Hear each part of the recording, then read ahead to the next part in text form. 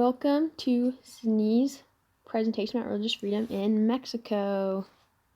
So, there are a lot of religions in Mexico. A lot of them are Christian, but there's also like atheists, Jews, Muslims, and other religions. So there's a lot of different Christian sects, but the most prominent is Catholic. As I was reading about stuff, I found that the biggest persecuted sect seemed to be Protestants, just from what we were reading about what was reported. So in the Constitution, about religious freedom, it says that everyone is free to embrace the religion of his choice and to practice all ceremonies, devotions, or observances of his respective faith, either in places of public worship or at home, provided they do not constitute an offense punishable by law. Every religious act of public worship must be performed strictly inside places of public worship, which shall at all times be under governmental supervision. So, kind of breaking this up into two parts. The first part talks about how everyone's free to practice religion as long as it doesn't break a serious law, right? And so that's super awesome, and it's promising religious freedom to everyone.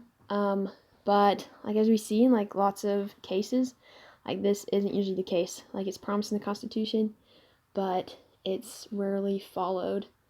And there's a lot of examples about that I'll talk about. But also that last part, how it talks about that every religious act of public worship must be performed strictly inside places of public worship, which shall at all times be under government supervision.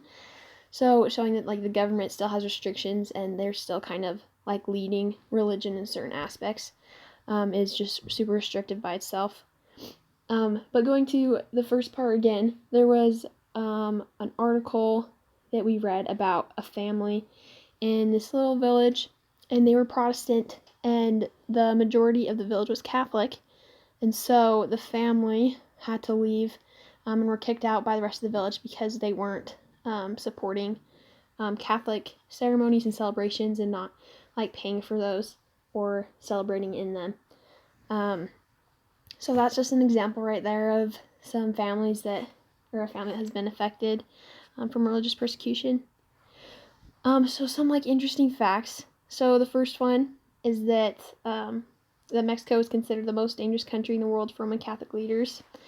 That's pretty crazy. But something that I was reading about that too is that lots of times these leaders also happen to hold political positions, and so they don't really know if it's they were persecuted or killed for religion or for politics necessarily, but either way, it's not so good. But right there, that fact isn't it doesn't show up on religious persecution all the time, so there's even more happening than we even see sometimes. And then the second one talks about 8 families who were forced by local governments to renounce their Protestant religion, or else they would be denied living essentials such as water, drainage, and access to the community mill for over a year. So the family I was talking about in the last slide, this happened to them too, that they were, their electricity and their water was cut off, and then eventually they were kicked out of the village. But that seems to be a common tactic, is denying their basic privileges.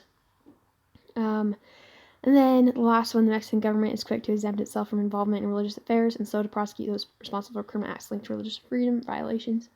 So the government doesn't seem to be super involved in helping the people with this, or they might not even have really a lot of power to do so. So I'm just going to read this last part. But the Mexican Constitution guarantees freedom of religion or belief and other human rights to all its citizens. However, in practice, violations are a common and widespread occurrence in certain regions across Mexico. So we see in a lot of our reading and stuff, it talks about how governments promise religious freedom, but it's rarely followed through with. And it's the same in Mexico, and really everywhere, but there's a lot of really sad things that happen in Mexico. And yeah, it's a good country, but has some religious freedom stuff. So that is the end of my presentation. Hope you learned a lot.